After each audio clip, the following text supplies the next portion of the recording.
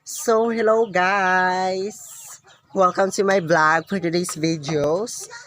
We are going to look back sa mga iba't ibang laro na ating linalaro nung tayo'y bata pa. Halina't samahan niyo akong balikan ang mga larong ating kinagisnan. Childhood days, isang yugto ng aking buhay na para sa akin ay napaka-memorable.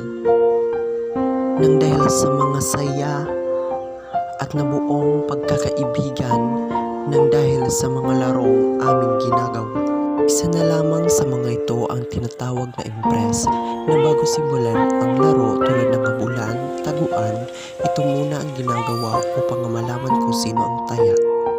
Ang sunod, naalala niyo pa ba to ang larong tinatawag na pogs na kung saan may mga larawan ng mga paborito nating bida sa mga cartoons. Sunod, ang larong gamit lastiko. Naalala niyo pa ba itong larong pantrubitubigan o tinatawag na patintero? Naranasan mo na ba dito ang hirap na maging taya at ang saya kung paano maging hindi taya? Naalala niyo pa ba ang larong ito na finish line na kung saan paunahan makaabot sa finish line upang hindi ka maparusahan? Naaalala niyo pa ba to ang larong tinatawag na tumbang ekis?